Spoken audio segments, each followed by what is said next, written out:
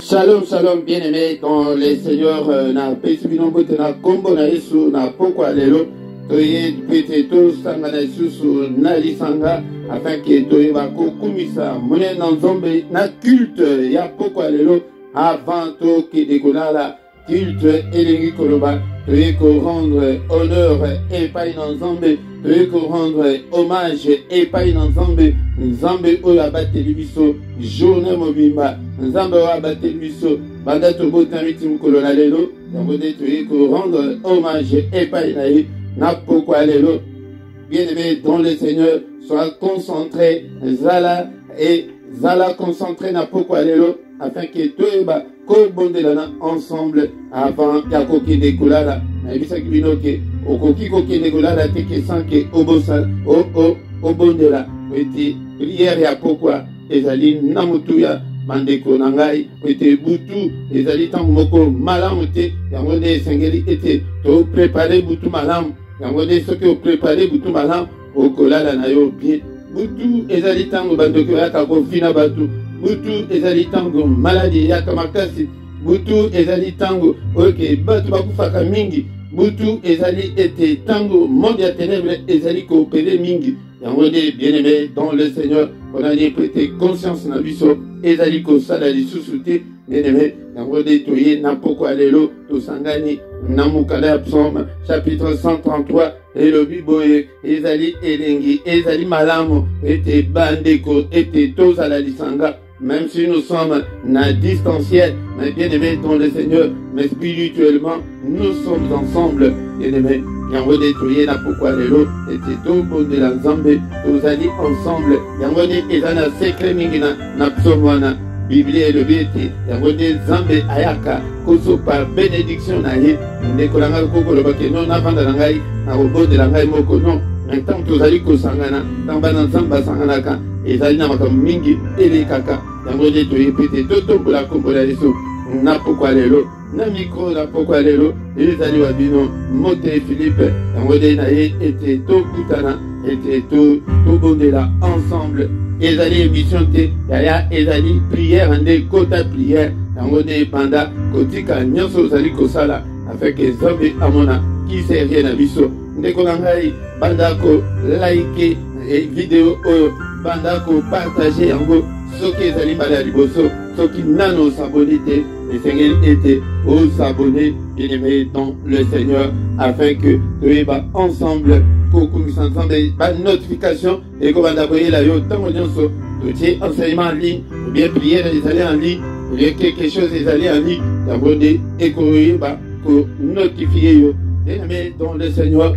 Avant tokota na prière ya pokwa lelo oyo biso toyebi ko intitulé yango la prière agressive du soir avant tokende kola. Bien-aimé dans le Seigneur, bandoki monde ya ténèbre esambwisa biso emonisa biso pasi, bango bakoki kotikala na kimia soki mokete, yango tovandisa makambo ebele. Yango nde makambo ebele evandele biso, seliba evanda, pauvreté evanda, makambo ebele evanda, onani po ete tokombataka yango te. Yango nayebi bino ke na monde oyo tozali toza na combat spirituel, olinga te, le diable va te combattre. Ata kokuta olobi ke yo oza mosantu ya ndenge nini, ndeko na ngai yeba ete akobanga yo ata moke te, akobanga yo te, kuna na lola abanga te, abimisa bitumba kuna babunda ezali bitumba mutu ebima na likolo yo nde na mwamusantete na moke wana, yango nde akobanga te. Mais awa tozali koya Yesu Kristo ayaki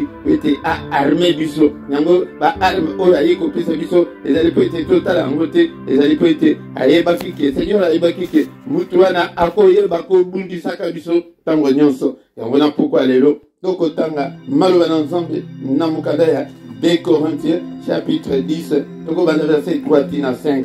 2 Corinthiens chapitre 10 verset 3 tina 5 elobi boye. Elobi boye ndeko na ngai, est-ce que oza na Bible na yo? Est-ce que ozalaka na Bible ndeko? Ata kutu ya kotélécharger oyo na telefone na yo na ordinateur na yo oza nango te, aya okola ndenge nini, ocombattre ndenge nini? Parce que nous avons un ennemi qui est féroce.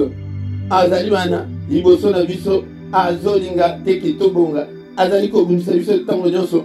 Ah, nous avons une grande opposition, bien-aimés dans le Seigneur. Nous avons une grande opposition. Munguna Azaliko Bunsabiso, Butumoy, Yango Soki Obundite, Soki Oziba précaution te, Ndekolanga, O Koufa pauvre, O Koufa malheureux, O Koufa Nabadikrité et Belé. Les Corinthiens chapitre 10, comme le verset 3, si nous marchons dans la chair, nous ne combattons pas selon la chair. Car les armes avec lesquelles nous combattons ne sont pas charnelles, mais elles sont puissantes par la vertu de Dieu pour renverser des forteresses. Nous renversons des raisonnements et tout autel qui s'élève contre la connaissance de Dieu et nous amenons toute pensée captive à l'obéissance de Christ. Bien-aimés dans le Seigneur, malheureusement, ceux qui tozali kotombola na nzoto, tozali combattre na nzoto te bitumba oyo na ye koyebisa yo na pokwa lelo komba na biso ezali ya nzoto te ezali ya molimo. Bien-aimés dans le Seigneur, bitumba oyo ezali ya molimo yango de monguna azali kobundisa biso tango nyonso ezali te ke toza na ba arme ya ba américain te ya ba russe te ya ba français te ya ba belge te, mais car les armes avec lesquelles nous combattons ne sont pas chères, mais elles sont puissantes, ces armes-là que nous combattons avec. Yoso monango, eza nanzoto nanda kuna yo chango, eza ya molimo, eza liko monanate.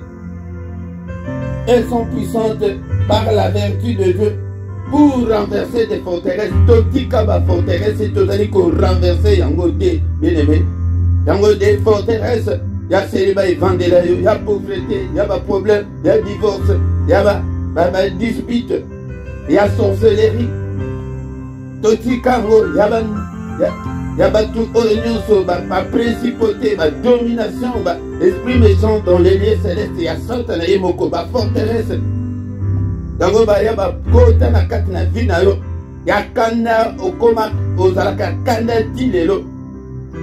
C'était pour renverser forteresse wanate.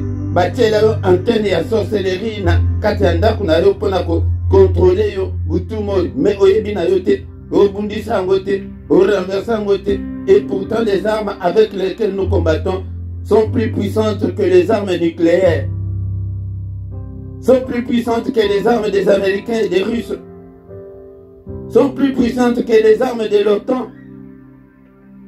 Bien-aimés dans le Seigneur, mais tozali koyeba koutiliser yango te, mais lokola toza na mukolo ya komba tokobanda kosolola yango pete oyeba ke ba arme wana pete to renverser ba forteresse bisika munguna azali kobombama, azali koya, azali ko attaquer biso tanso sa bomba mika na nzoto na wana, tanso sa bomba mika na salon na yo, tanso na mbetu place olala kana yango de place abombama. Soki bafongola yo miso omona nyoka wana yo munene wana walala kana mbetu na wana olinga okima oubien soki omona bantene wana ndenge batiango na toilette na yo okokima.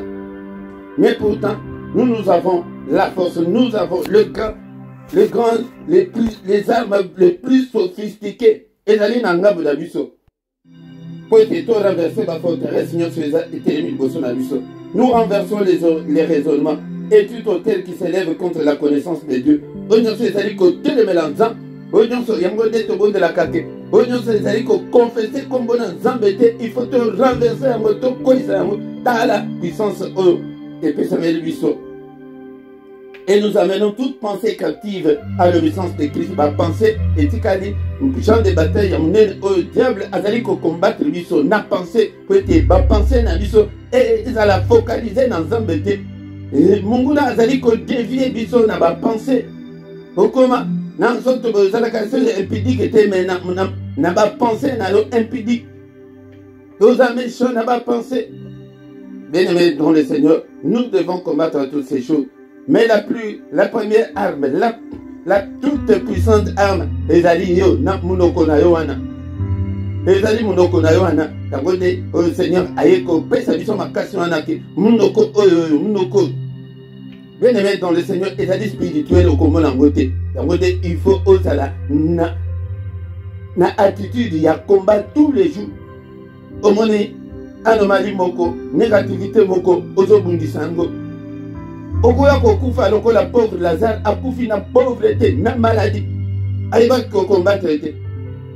Mena busantu na yewana, ka mukolo oya kufi, yango ne baye komemaye, na batu ya lolo. Bien-aimé dans le Seigneur, yango toko bondela.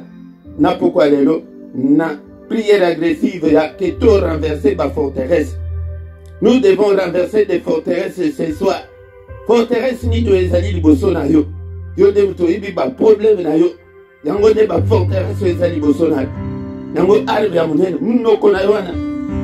Est-ce que ya solo ozape mo Christ? Ngai na sala bongo.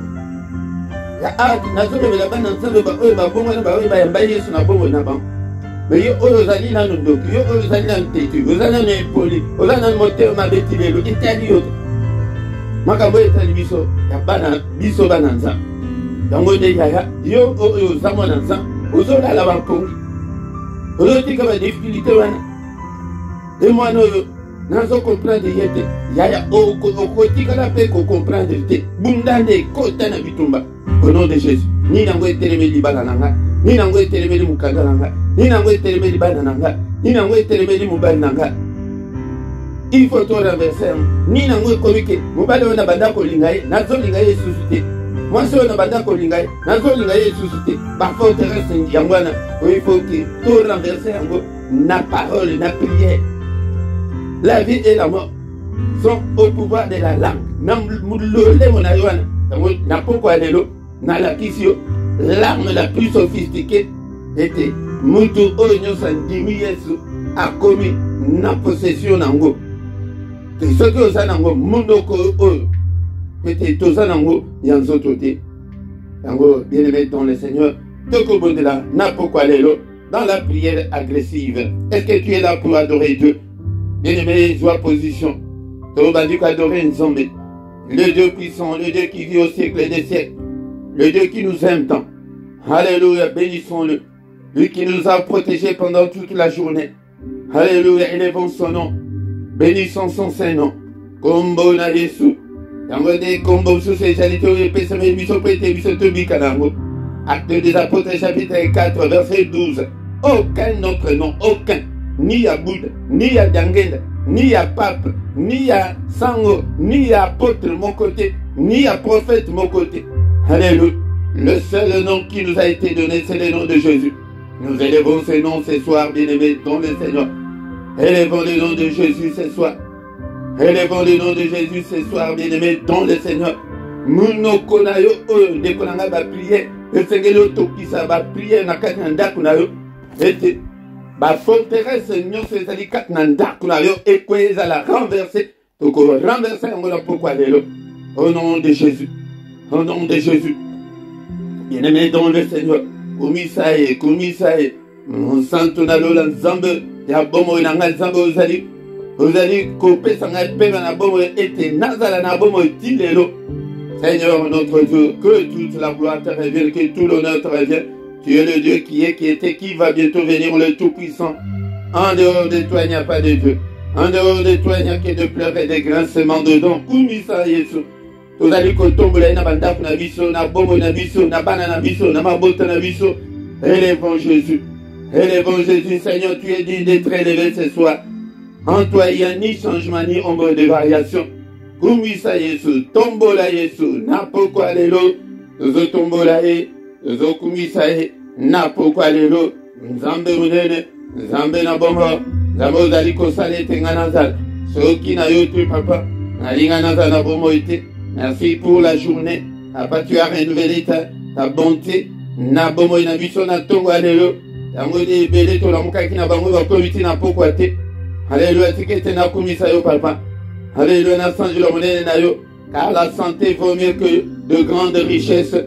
Alléluia, santé au pesinga nitika na kumisa yo. Na kumisi yo na sanji lo monene na yo. Ete ujadi nzambe. Alléluia, kumama na yo papa. Mo bateli na ngai Seigneur, tangu bato azali kokufa na malade. Yo bateli ngai. Yo bateli pour famille na ngai. Que toute la gloire te revienne. Que tout l'honneur te revienne. Seigneur notre Dieu, nous sommes tous tes enfants. Nous sommes tous les troupeaux de ton pâturage. Papa kombo na yo, kombo na Yesu, kombo na Yesu ekumama, kombo na Yesu esanjulama, na pokwa lelo, tomboli kombo na Yesu, alléluia. Na ba difficulté na yo, tombo na Yesu, na maladie wana tombo na Yesu, alléluia. Na ba déception tombo na Yesu, alléluia. Na ba souci na yo koza la kutuke na ba souci yaya, na mwende tozali liboso na ye. Il est écrit que venez en moi vous tous qui êtes chargés et fatigués, et je vous donnerai du repos. Toye liboso na ye na pokwa lelo, na prière agressive ya pokwa lelo, alléluia. Peut-être tozwa repos epai na nkolo tango ya prière ya pokwa, alléluia. C'est belemi kolala te tala okomi konimba eyaya. Prière ya pokwa ba néglige kango ata moke te yaya. Kumisa Yesu, tombole Yesu, et ton règne vienne. Tozo belela biso nyonso règne na nkolo Yesu Masia, na bomoi na biso na bandaku na biso. Kolala te elemata ya kotelema eza nango minute 30 minutes kaka yaya. Alléluia, alléluia, alléluia. Tobeleli yo papa, tobeleli yo papa, alléluia. Mon santo na lola nzambe ya bomoi na ngai, na tomboli kombo na yo, kombo eleki bakombo nyonso. Alléluia, alléluia. Le nom de Jésus tozali kobela kombo na ye ete etondisa biso e remplir mitema na biso. Yo oyo nano oyindimela Yesu te yaya, na bapriere ya boye fongola motema na yo, loba ete nkolo napesi yo motema ezala biso nyonso tosi tondimela yaya. Alléluia, alléluia. Papa napesi yo motema, napesi yo bomoi na nga, alléluia. Napesi yo nyonso nkolo, alléluia. Nyonso ezala mpo na yo, alléluia. Nzambe oyo bazali kobundela biso bitumba oyo miso na biso ezali komona te yaya. Osi okoma mikuwa utakala me nzambe oyo abundela yo kutu ntango ozalaki moto ya milangwa abatela yo. A combien plus forte raison lelo ntango oyebi ye azali mobateli malamu. Papa soki obateli te mobateli akobatela se pamba. Papa continue toujours kobatela bomoi na ngai, continue kobatela libota na ngai oyo ete kristo ezali nzambe. Yango avant tokende kolala yaya tozali kosengama na ye likolo na biso na pokwa lelo. La parole de Dieu nous dit que si nous disons que nous n'avons pas péché, nous nous séduisons nous-mêmes et que la vérité n'est pas en nous. Tozosala ye mutalukuta non. Bien-aimé dans le Seigneur toza batu na ba faiblesse nyonso papa na ye, na ba faiblesse na ngai nyonso epai na yo, na mabe na ngai nyonso papa na ye pete nazwa kimia na ye kotikela yo yango. Alléluia. Ndeko soko oyebi lisumu songole oyeke ozobunda ezolongwa te ntango batikaka yango epai na nzambe. Ke Seigneur napesi yo bafaiblesse na nga, baerreur na nga, bamankement na nga. Alléluia papa, limbisa yokelanga mawa. Grâce na yo ezali likolo na nga na pokwa lelo. Grâce na yo likolo ya bana opesi ngai na kamba papa, limbisa biso retrouver grâce. Alléluia. Pe na bafamille biologique na biso baye nyonso bayebi yo te papa. Grâce na yo nkolo likolo na bango, au nom puissant de Jésus, au nom puissant de Jésus. Alléluia. Bien-aimé dans le Seigneur osengi maana ye et accompagner biso na butu. Alléluia, alléluia, alléluia. Na butu na lelo maana nzambe couvrir bomo na biso, couvrir ba demeure na biso. Alléluia. Na ndaku na yo maana nzambe. Bien-aimé dans le Seigneur, alléluia, alléluia. Maana nzambe accompagner biso na pokwa lelo au nom de Jésus. Bien-aimé dans le Seigneur ozali na prière ya pokwa azayibi to bandi kotelema yaya. Les armes avec lesquelles nous combattons, alléluia, sont très puissantes, plus que les armes nucléaires. Arme wana kaka namono kono kaka arme wana kaka Yesu avandi kati na yo. Yo wana arme obiso tozana. Soki yo zangi Yesu yaya. Yango de ba prière ezali inefficace. Alléluia, la toute puissante arme, c'est Jésus en nous. Yesu kati na biso. Armango wapi ba munition yo ozana. Ezali spirituel au nom de Jésus. Na kombo na Yesu, na pokwa lelo ozali ko renverser ba forteresse nyonso. Mungu na tshali boso na pourquoi l'élo, pourquoi il y a qu'on renverser la forteresse, tout ce que l'ennemi a planifié. Alléluia, la forteresse, ici quand il soit bombama, ici quand il soit bombama. Alléluia, au nom de Jésus, au nom de Jésus, joie arme nyonso. Alléluia, arme spirituelle, et combo na Yesu. Alléluia, la toute puissante arme, c'est le nom de Jésus. Et au nom de Jésus, au mandat qu'on renverse la forteresse nyonso. Au nom de Jésus, tout ce que l'ennemi t'a imposé dans des forteresses. Alléluia, bien-aimé dans le Seigneur. Ozoa forteresse était dans le sens littéral du mot. Et l'ingi koloba, ba difficulté, ba mikakata nyonsona, ba négativité, ba anomalie, nyonso ezali liboso na biso, yango nde ba forteresse. Renverse-le. Nazali ko renverser au nom de Jésus, au nom de Jésus. Nazali ko renverser pauvreté, renverser célibat, renverser kindoki ya famille, renverser ba démon to ekokuta na mboka o, na quartier na bino, na balabala na bino, na immeuble na bino. Alléluia, au nom de Jésus, au nom de Jésus. Alléluia. Na kombo na Yesu, nazali ko renverser nyonso.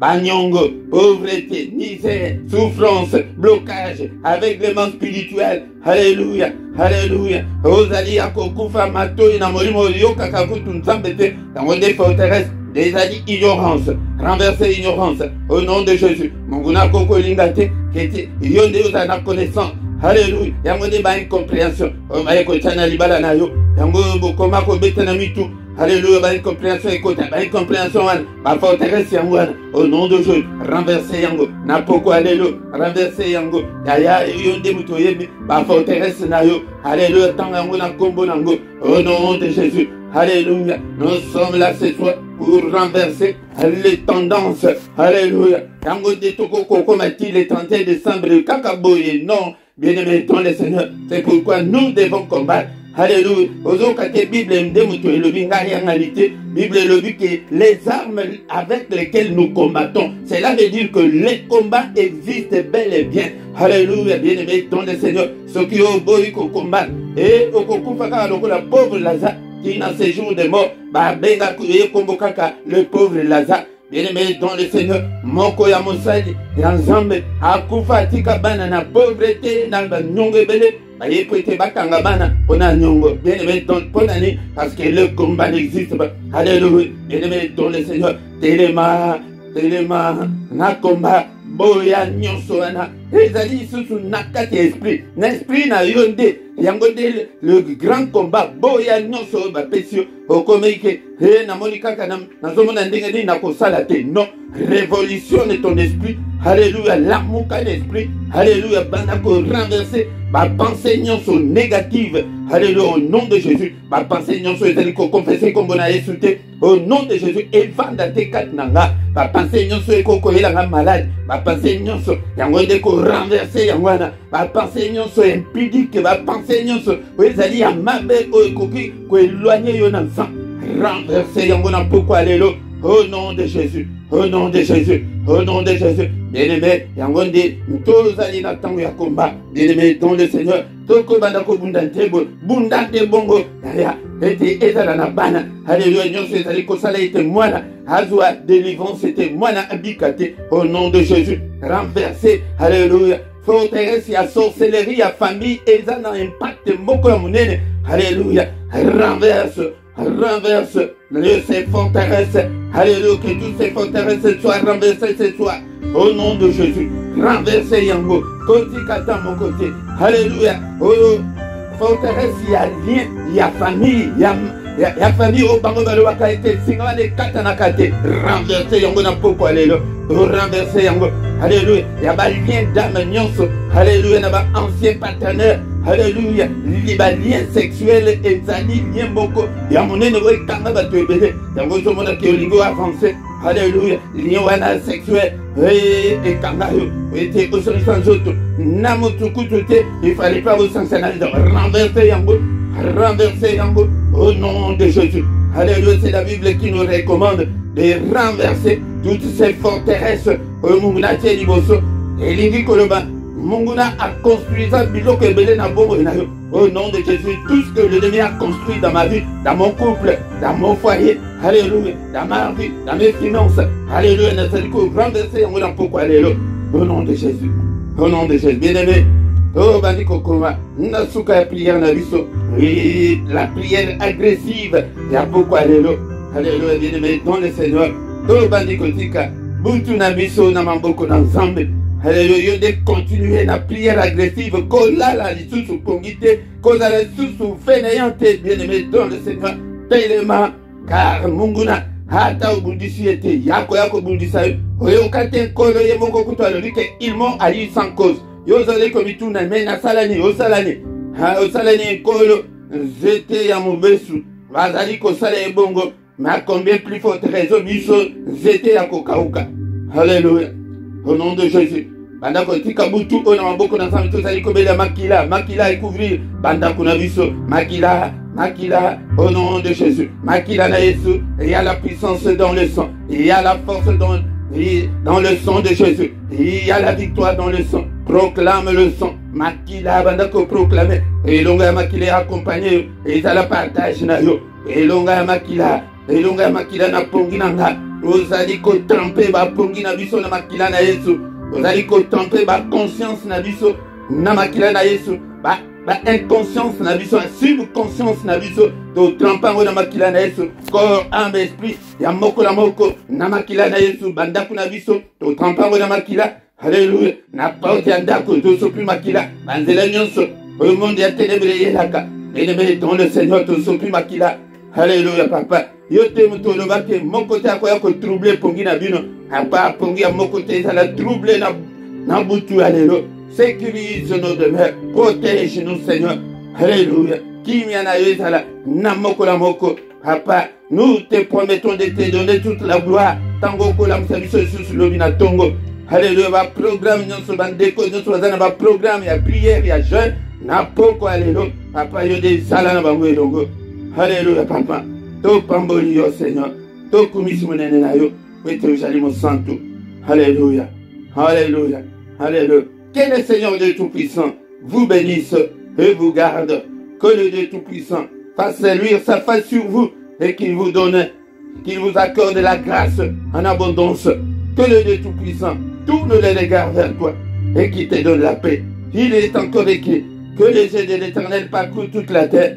Que les yeux de l'Éternel qui parcourent toute la terre délocalisent ce soir, mon frère, ma soeur.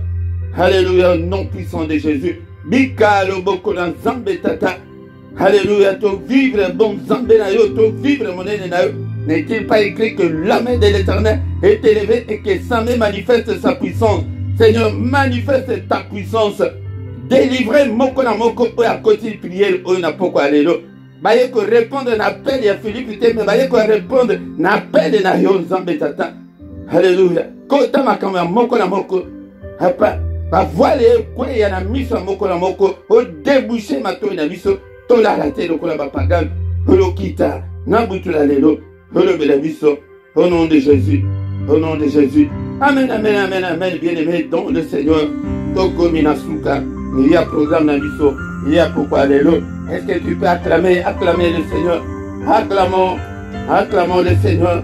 Il est vivant, il est ressuscité. Jésus-Christ, il est là. Bien-aimé dans le Seigneur. Et en tant que komi awa, et to komi nasuka, et to okuta nakaka, lisusu, mukolo na lobi, na une autre prière agressive. Mais pour la prière, il y a Tongo, il y a samedi, il y a dimanche. Et il y a 5h30, 16h, il y a Bruxelles, il y a Paris, de 5h30 à 6h du matin. Il y a de 4h30, il y a Londres. De Konanga, Nathalie Komona Bino Pensati, Boya était Ezalina mystère, il y a Tongo, Boya Koyeko, le mystère, il y a Tongo, Ndengeline, Okotiko, arraché, bénédiction Nayo, Natongo. Mercredi, Nyonso.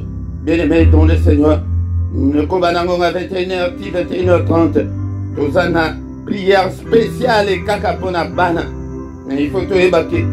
Le dernier mercredi, il y a moi, le combat à gêner. Ozo gêner pour la bana na yomoko. okoya pe ko prier pour na bana na yo moko. Nous avons besoin. Objectif ezali komona avenir meilleur ya bana.